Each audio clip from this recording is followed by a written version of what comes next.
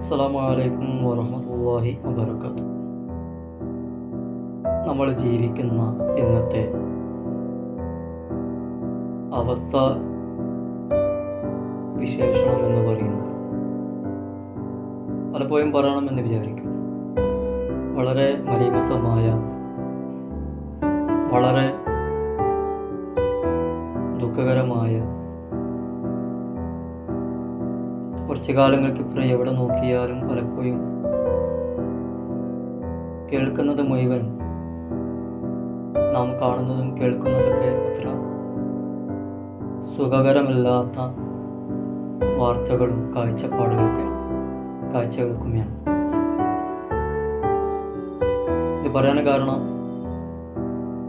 കുറച്ചു കാലങ്ങൾക്കിപ്പുറം അടുത്തിടെയായി ഒരുപാട് മരണങ്ങളും കൊലകളും മർദ്ദനങ്ങളും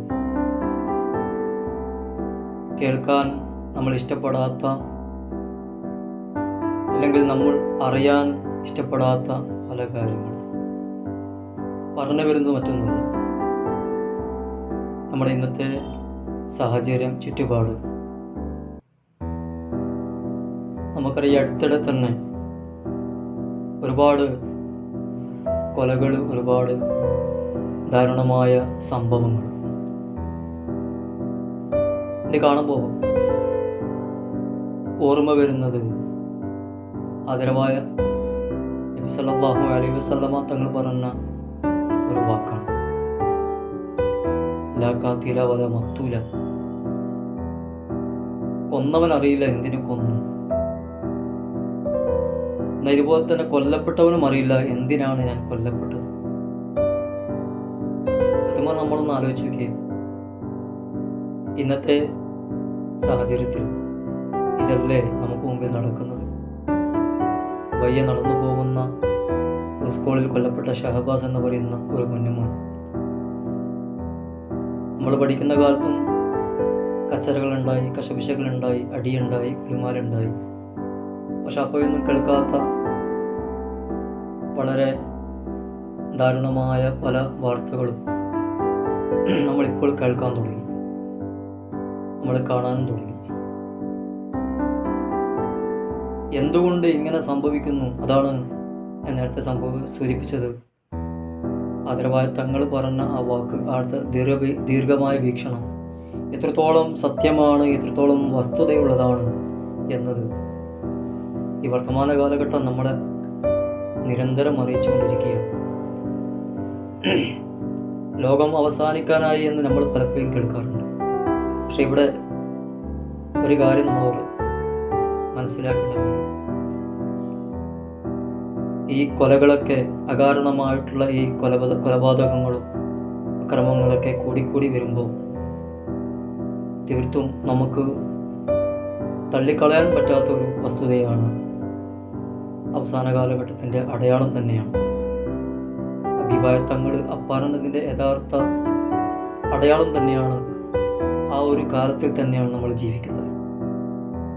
മക്കൾ ബാപ്പയെ, ഉമ്മയെ കൊല്ലുന്ന കാലഘട്ടം, അതിലെല്ലാം ഉപരി ലഹരിക്ക് അടിമപ്പെട്ട ക്യാമ്പസുകൾ, കലാലയങ്ങൾ കൊലയുടെ ആലയങ്ങളായി മാറുന്ന പരിതാപകരമായ, വളരെ വിഷമകരമായ, നമ്മളെ ഭീതിപ്പെടുത്തുന്ന, ഇനി അങ്ങോട്ടുള്ള തലമുറയിലേക്ക് നമുക്ക് മുമ്പിൽ വളർന്നു വരുന്ന മക്കൾ മനസ്സറിഞ്ഞ് ധൈര്യപൂർവം കലാലയങ്ങളിലേക്ക് അയക്കാൻ പറ്റാത്ത അവസ്ഥയിലേക്ക് നമ്മുടെ ഇന്നത്തെ സാഹചര്യം മാറിയിരിക്കുന്നു എന്ന് പറയുമ്പോൾ വളരെ വേദനാജനകമായ ഒരു കാര്യമാണ്. നാം നമ്മുടെ മക്കളെ ധാർമ്മികമായ വഴിയിലേക്ക്, ഈ അടുത്ത് ഷഹബാസിൻ്റെ മാത്രമല്ല, നമുക്കറിയാം ലഹരിക്ക് അടിമപ്പെട്ട് അല്ല എന്നൊക്കെ പറയുന്നുണ്ട്. എന്തു തന്നെയായാലും സ്വന്തം അനുജനെ പോലും, ചേർത്ത് പിടിച്ച അനുജനെ പോലും ക്രൂരമായി കൊലപ്പെടുത്തുക, 5 പേരെ അഫാൻ എന്ന് പറയുന്ന ഒരു ചെറുപ്പക്കാരൻ കൊലപ്പെടുത്തി. ഇങ്ങനെ നിരന്തരം മാധ്യമങ്ങളിലൂടെ, അത് മാധ്യമങ്ങൾ, അത് ശ്രവണ മാധ്യമങ്ങളായാലും എല്ലാ മീഡിയകളിലും നമ്മൾ നിരന്തരം കണ്ടുകൊണ്ടിരിക്കുന്നത് ഒരിക്കലും നമുക്ക് മനസ്സിന് സുഖകരമില്ലാത്ത പല കാര്യങ്ങളുമാണ്, പല വാർത്തകളുമാണ്. ലഹരിക്കൊക്കെ അടിമപ്പെട്ടു പോകുന്ന സ്കൂൾ കലാലയങ്ങൾ, സ്കൂൾ ക്യാമ്പസുകളിലെ ഇടത്താവളങ്ങൾ, അതിൻ്റെ ഉൾത്തളം എന്ന് പറയുന്നത് പലപ്പോഴും, ഇതിനു മുമ്പ് നമ്മളൊക്കെ ഒരു വീഡിയോസ് കണ്ട് ഹെഡ്മാസ്റ്ററിനെ ചോദ്യം ചെയ്യുന്ന ഒരു മകൻ, ഒരു കുഞ്ഞ്, +1 പഠിക്കുന്ന പാലക്കാടുള്ള ഒരു കുഞ്ഞ്, ഇങ്ങനെ പല രൂപത്തിലും ധാർമ്മികമായ മൂലച്യുതിയിലേക്ക് നമ്മുടെ ഇന്നത്തെ ന്യൂ ജനറേഷൻ എന്ന് പറയുന്ന നമ്മുടെ തലമുറ വളരെ ആപൽക്കരമായ രീതിയിൽ അധപ്പതിച്ചു എന്ന് പറയുന്നത് വളരെ വിഷമമുള്ളൊരു കാര്യമാണ്. നമ്മുടെ കുടുംബത്തിലും മക്കൾ വളരുന്നുണ്ട്. ആണായാലും പെണ്ണായാലും ഒരു മാതാവിനെ സംബന്ധിച്ച് അല്ലെങ്കിൽ പിതാവിനെ സംബന്ധിച്ച് മക്കൾ എന്ന് പറയുന്നത് പലപ്പോഴും നമുക്ക് സമ്പാദ്യമാണ്.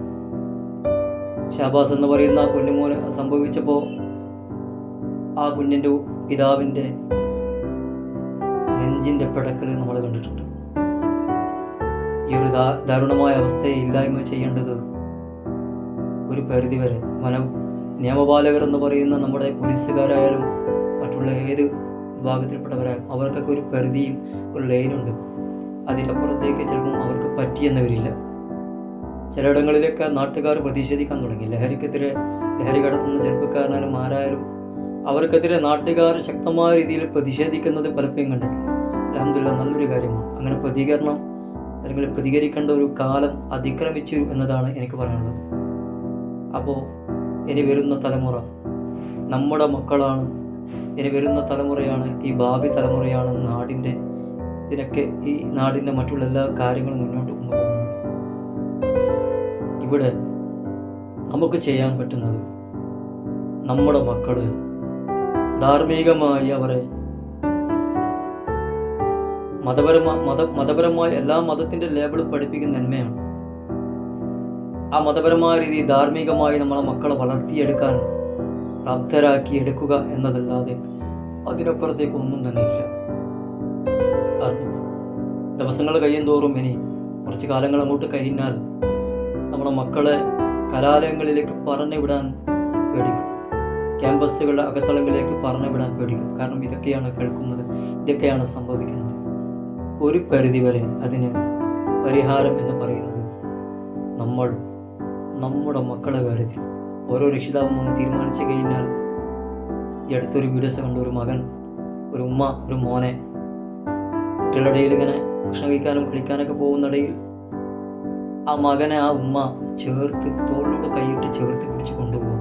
പിന്നെ അവൻ കുതിരി ഓടാൻ ശ്രമിക്കുന്നുണ്ട്. അപ്പം പിന്നെയും പോയി പിടിച്ച് അതിൻ്റെ ഇടയിൽ ഒരുപാട് കമൻ്റൊക്കെ കണ്ടു. നിൻ്റെ ഉപ്പയുടെ കളി നടന്നിട്ടില്ല, എന്നിട്ടില്ല നീ എന്നുള്ള രീതിയിൽ ഒരുപാട് കളികൾ, ഒരുപാട് കമൻറ്റുകൾ, രസകരമായിട്ടുള്ള കമൻറ്റുകളാണ്. ഇതിനെ പറയുന്നത് വെച്ചാൽ രക്ഷിതാക്കൾക്ക് ഉത്തരവാദിത്തമുണ്ട്, മാതാപിതാക്കൾക്ക് മക്കളുടെ കാര്യത്തിൽ ഉത്തരവാദിത്തമുണ്ട്. ആ ഉത്തരവാദിത്തം വേര് ഉറച്ച് മുരണ്ടു പോയതിനു ശേഷമല്ല, വേര് ഉറക്കുന്നതിന് മുമ്പ്, നമ്മുടെ മക്കൾ നമ്മുടെ കയ്യിൽ നിന്ന് വിട്ടുപോകുന്നതിന് മുമ്പ് അവരെ നമ്മൾ പിടിക്കുക, ധാർമ്മികമായി അവരെ പരിവർത്തിപ്പിച്ചെടുക്കുക എന്നതേ ഇതിനുള്ള പരിഹാരമുള്ളൂ. വളരെ മോശമായ കാലഘട്ടത്തിൽ പലതും കാണുമ്പോൾ ഇങ്ങനെ ഒന്ന് പ്രതികരിക്കണമെന്ന് തോന്നി. ഇൻഷാ അല്ലാഹ്. അസ്സലാമു അലൈക്കും.